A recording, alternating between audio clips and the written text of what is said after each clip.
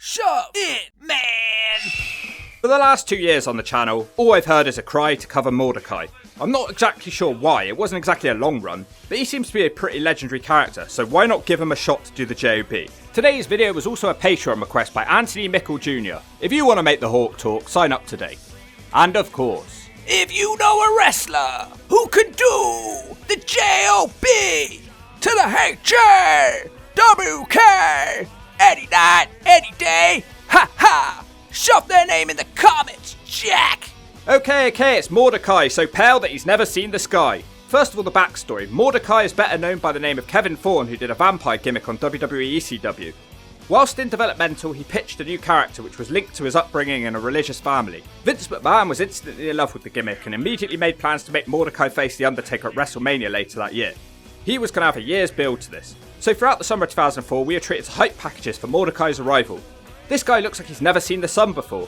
He claims to sit on the right hand of God and he was coming to the WWE to punish the sinners because he is the Pale Rider. He sure is. He cuts a promo on SmackDown and it's actually really good. The crowd are booing him and reacting to everything he's saying. He ends it by telling the audience that they're all going to hell. All good so far, he's got creepy looks, good music and an interesting character. He can actually talk. He will soon reveal his first victim. Match 1, Judgment Day 2004. Scotty Too Hottie. Wait, what? Why him? He always seemed pretty innocent. What sins has he committed? And yep, he'll be taking on Mordecai in a singles match. He has a white hooded cape and a staff that he bangs on the floor to set off flames. What a weird first match to give him. Like The Undertaker, this entrance goes on forever. Scotty dumps in his nappy of fear as Mordecai stares at him. Then the commentary team claim that he's 6'4". Absolute nonsense. He's almost the same height as Scotty, who's billed at 5'9", so he's most likely shorter than that. He starts by picking up Scotty and dropping him on his face. He immediately throws him into the ring pole shoulder first. Now he does a crossface across the turnbuckle. That's a new one for me. He's out of the ring now, hitting knees to Scotty's face on the apron. He's not hanging around and throws Scotty into the opposite pole. Now Mordecai tries to snap Scotty's back across the ropes. He delivers a boot on the apron. Scotty tries to come back and it seems to work. He gets a big reaction from his super kick. Scotty with the bulldog now, but Mordecai stops him from doing the worm. Scotty is shut down with a clothesline. Mordecai seems to be bleeding from his lip as he looks to the heavens. He hits the razor's edge and that ends the match. The character is pretty good, but there wasn't really much in the way of wrestling here. I guess he's a brawler. I'm giving his opener a C, but I want to see a bit more from him. And it now sounds like he's going to be going to feud with Eddie Guerrero. He says he's going to punish the sins of the man who celebrates lying, cheating and stealing. I have to say he's extremely fluent in religious talk. He obviously knows what he's talking about. And then nothing happens. Instead, the last match is followed up with no match for a month. Then he gets into a fight with Hardcore Holly backstage without any rhyme or reason. What happened to Eddie? And Hardcore Holly isn't exactly someone who I'd associate with sinning either, unless being a miserable prick is a sin.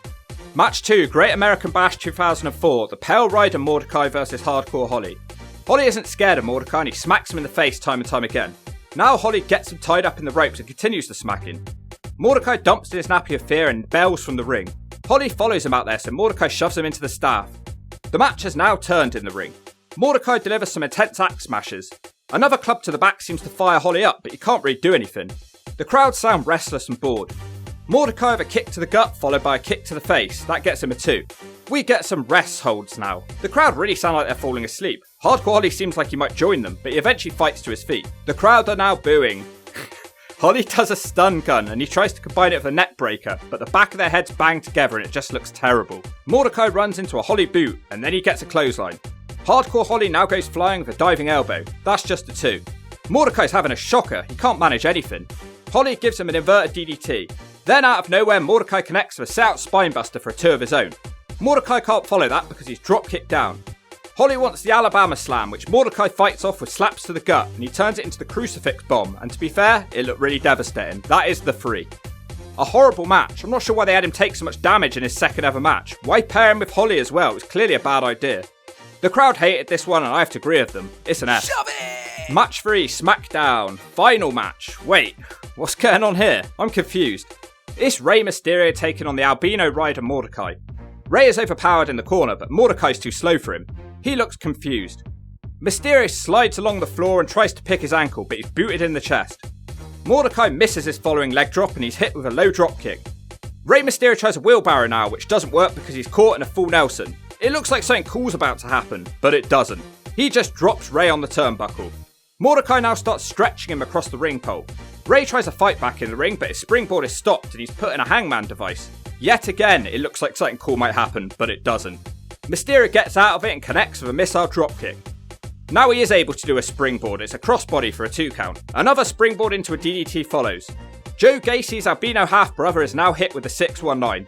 Ray wants to follow it up with a West Coast pop, but he's sort of caught and half dumped on the rope, and then he eats a big boot. The crowd start groaning.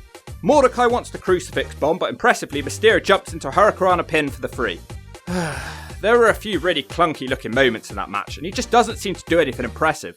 His moveset sucks Sonny Siaki's ass. Really poor considering his size advantage. How could he not overpower Ray? You'd think he'd do a bit more. It's an ass. Now I guess you're all wondering what the hell happened.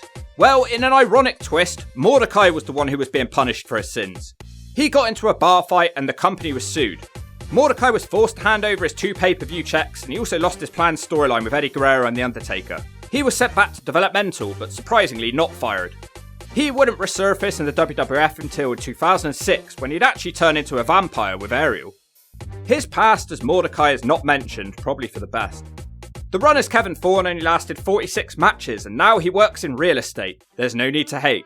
Now that was a short but kind of interesting run. Great character work, but his wrestling skills were really poor. He was in there with veterans every match, but there were still several awkward moments. And I mean, I don't even know if he hit any other moves other than his finisher. So no, he can't do the JOB to the HAWK. He can shove it in the zone and never be seen again. I'll give him one thing though.